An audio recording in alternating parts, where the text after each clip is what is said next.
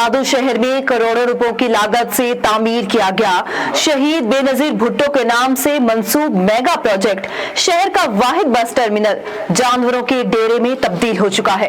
दादू में करोड़ों की लागत से तैयार किया गया शहीद बेनजीर भुट्टो बस स्टॉप भूत बंगले का मंजर पेश कर रहा है। रिपोर्ट कर रहे हैं दादू से नुमाइंदा A1 TV असगर खान वाला।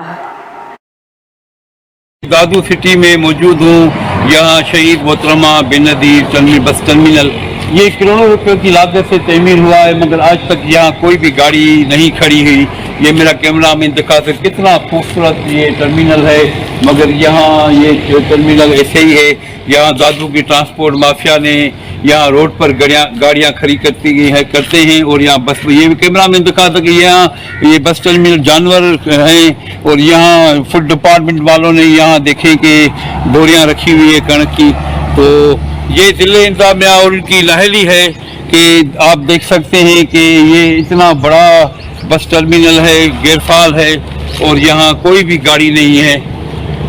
मैं हूँ A1 TV दादू डिस्ट्रिक्ट रिपोर्टर असगर खान वाला।